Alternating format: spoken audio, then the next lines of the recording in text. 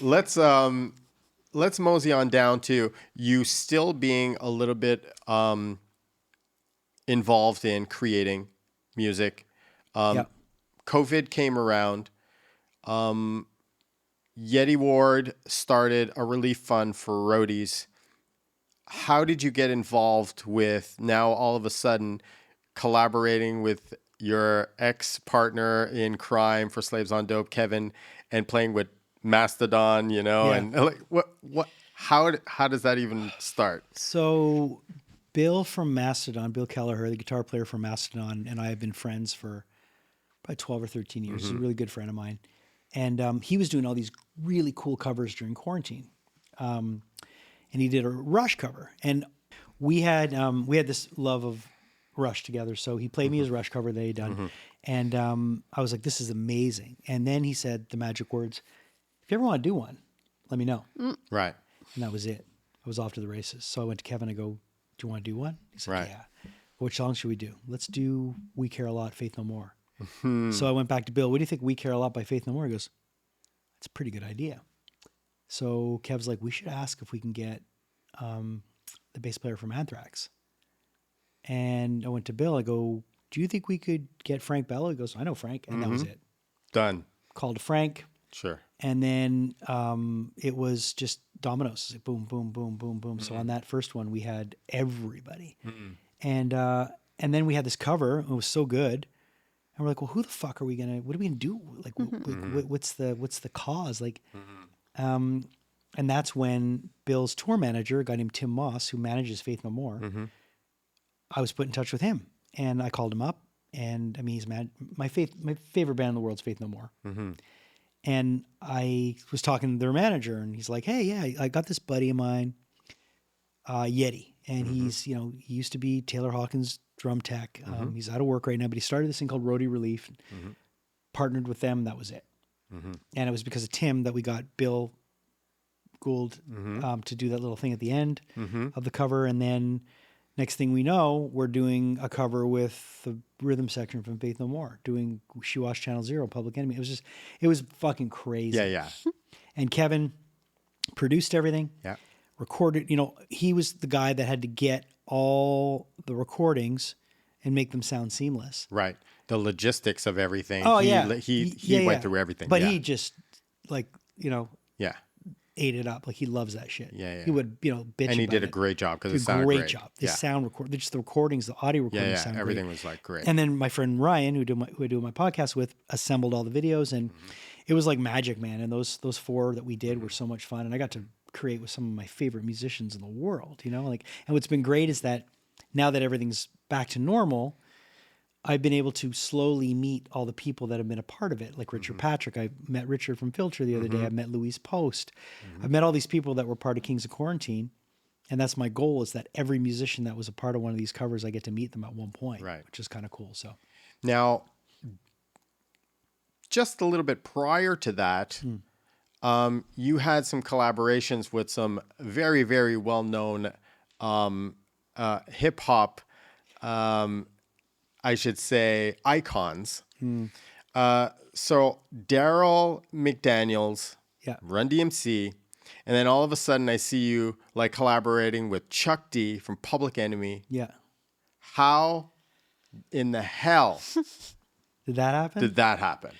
It's like my life, man. How the fuck did any of this shit happen? I still don't know sometimes. People want to know. Daryl, I met a guy named Mitch LaFon. I think he still does stuff. He's like a guy that would interview a lot of people, and he put me in touch with Daryl, and it was like, you should talk to DMC. I think you like hip hop. So I was doing a show at CJD at the time, as well as the Show 'em Show. And I reached out to Daryl. I sent him an email and preface this by saying massive DMC fan, massive Run DMC fan. I mean, fuck, it's our generation. My first, that was like the first wave of hip hop for me. And so I reached out to him. I said, I'd really love to have you on my CJD talk show. And he was like, I'd love to come do your show. I was like, come do my show. And he's like, yeah, I'll fly in. I was like, what? So he's like, yeah. I'm like, well, we don't have a budget to fly you in. Like, we're a fucking AM radio station. He's like, no, I'll fly myself in. So he flew in. we ended up setting up a press day for him. So he did a bunch of interviews. He ended up coming to Comic-Con that year later. Right. We just formed this friendship, and he did a collab with us. So he did this song called Scriptwriter, and then we ended up doing a bunch of collabs with him. And So he wrote his own bars on that song? oh yeah, yeah. And we did a lot of stuff with him. We did a song called "Coming Like a Rhino," and we bonded on our love for Public Enemy. He loves Chuck D. He's his favorite MC, and I said, "Well, me too. Chuck D's my hero. You know, I've got a Public Enemy tattoo. I've got Chuck tattooed on my leg. I love Public Enemy." And he's like, "Oh, I'll ask Chuck if he wants to be a part of it." And I was like, "What?" So yeah, look, when that happened, I'll never forget getting Chuck's part. And you know, just getting this email from Carl Ridenhour, and I was like, and it just said, "Gentlemen, here's my," you know. And I remember listening to it. I was like, I think I got it 3 a.m. because soloing his vocal. I just listened. No, I listened with my headphones in Right. bed. I got the email like 3 a.m. because I guess he sent it. He was in the West Coast, and I just remember listening to it and crying. I was like, "Oh my god, that's fucking Chuck D." Yeah. Yeah. Like Chuck D's like, you know, there's Chuck D, there's Henry Rollins. Like, those are the guys.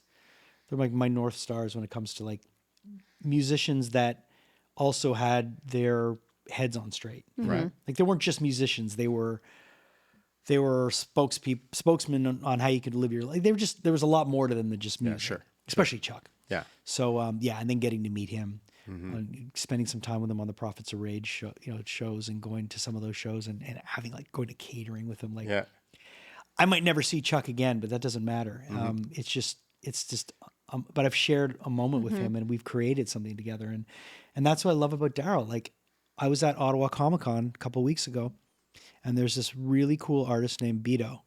And he's from Toronto. And what he does is he takes classic comic book covers and he flips them and makes them hip hop themed. Oh, wow. And they're incredible. And he'll draw like, Wu-Tang Clan as the X-Man, or like, it's just unbelievable what he does. And I saw that they had done a Run DMC one, and it was reminiscent of the first edition of the first Marvel Star Wars comic, that cover. And he did it like it was Run DMC. I was blown away, and I was like, man, this is incredible. I go, give me a minute. I'm going to call somebody. So I sent a picture to DMC, and DMC right away, Daryl was like, where is that? What is that? So I FaceTimed him, and I sat down next to the guy at his booth, and the guy was doing a sale. And he was like, yo, what's up, Jay, man? How you doing? Who did that? Where'd you find that? And Beto's like, is that who I think it is? And I'm like, yeah. I go, here you go. Hey, D, check it out. He's like, the guy's like, my and God. Daryl has a comic book publishing company. Right. And he's like, goes, you should do comics for me. And Beto's like, I'd love to. And then they talked. And then after I turned the camera back to Daryl, and he goes, CJ, we got him a gig. I'll talk to you later. Send me his info. And that's the kind of guy Daryl is. Wow. Daryl wants to collaborate. He's like a little kid. Super all generous. the time. Super generous. Yeah. And I learned so much from him. When I saw how he was being an icon, Rock and Roll Hall of Fame, Grammy winner, like the guy's the top at what he does. And if he has time for a guy like me, right, I have time for anybody. You know what I mean? Like that, he just has zero ego. And it's just, it's about forward motion and about the work. And he was a part of the first cover that we did, the Kings of Quarantine cover too. He was That's right. Yeah. And then we did another one, and I sent it to him, and he was like, I'm not feeling this one. I was like, okay, that's fine. Like, I get it. He goes, but keep it, and that's okay. But he's entitled to that. He is. Yeah. But it's amazing how he got done performing on the Grammys with Aerosmith, and I was sitting with my daughter watching it. And I texted him. I was like, you did a great job. Like, literally, like, they had just gotten off stage. They went to commercial. And he texted me back, thanks. My daughter was like, I can't believe that. I'm like, that's... he took the time. To and that's the kind of guy he is. He has zero ego. But I think that, it's like when you meet people like that and you bond... Yeah. That's a lifetime bond. It's sort of like friends that you haven't spoken in years, and when you end up speaking, it's like it was yesterday. That's how it should be. That's how it should be. But it isn't always like that. No, it isn't always like that. But it's sort of like you're you're sort of, I call it a little separation with Kevin at one point. You knew that at one point you guys were going to like talk again and get together. Yeah. I mean, because you guys were so close. You know what I mean? It's like that was a friendship that was just bound to like just bounce right back. Yeah, and I think sometimes when you like, especially Kevin, like when you shared so much together, we have a language between us that other people don't understand, but at the same token, you're growing in different directions sometimes, and it's the glue that holds you together. But those kind of relationships can be really challenging too, because sometimes you're like, man, I if we're not doing music together, like we have very different interests, like, and there's a couple of things that we really bond on still, and it was my wife that really helped me with that, understanding that relationship, because sometimes you're like, what is that? And she says, you and Kevin aren't friends, you're brothers. Yeah. That's a different thing. Oh, hell because you guys are like brothers. Yeah. And brothers fight. Yeah. Brothers have differences of opinion, but they're always family. And will always like 100%. Kevin need, he still calls me. He goes, I need a lift to the airport tomorrow. Yeah. Like I'm up at 6, I drive him to the fucking airport. He knows that. But I think Julie nailed it. Yeah. I think she nailed it. No, and it's so true. I mean, we really are like, and yeah, like I wish we could spend more time sometimes together. And if he's listening, he'll be like, "Well, fucking call me." So I know how it is, but he'll give you a call right after the podcast. But we always message each other funny memes, stuff that we can only send each other. Sure. Yeah. Well, there are moments in our lives where, like you said, you have to take the time, pinch yourself, take it all in, and say, thank whoever, but I'm going to thank myself right now for putting me in this position, for doing what I love, enjoying what I do on a daily basis, and surrounding myself with people that I admire and that I adore. And you are one of those people, Jason, and that's why I wanted you on the show. Well, you know what? You and I have been friends for a long time. It's funny because I have this picture of you in a Slaves on Dope hat from years ago. It's like one of my favorite pictures. Yeah. And yeah, man, like I've always loved what you do too, because you don't do anything half-assed. We were talking about when we were in your console room. It was like, this place is great, but you always know how to do things the right way. Like in terms like business wise, and like you always build things the right way. And it's admirable to see people do that. It's like, it's a nice quality when people go in with the, like, don't spare expenses. Go cut corners. Try to do things the right way. Don't cheat yourself out of greatness, but it's. Thank you. Yeah. Yeah. It's true. And you got a great co-host too. I mean, man. Oh, we're basically best friends now. Well, as soon as you walked in, I saw your Motley Crue shirt. I had my Exorcist shirt on. We were like, best. She was talking about The Exorcist 2 seconds before you walked in. How do you think this new Exorcist movie is going to be? Are you excited? Listen, I'm excited, but I know it could go really. I mean, it's Blumhouse, so it could be like fucking great. Or it could be fantastic. Or it could be a shit show. But it's like, I don't know. It's like any sort of like remakes or sequels, or I get very, very nervous, especially when you're a really big fan of the source content. Yeah. We'll see. There's the 4K scan of like I'm getting a little deep here, but William Friedkin's right before he died, because he just died like a month ago. The director supervised the 4K scan of Exorcist, and supposedly went back and forth like a fuck ton of times before they settled on what went out. And it's being released in a week or something, but I've seen stills from it. I mean, it's never looked better. So I'm looking forward to people being able to see The Exorcist, the original one, on the big screen again, because that was a terrifying experience. Oh yeah.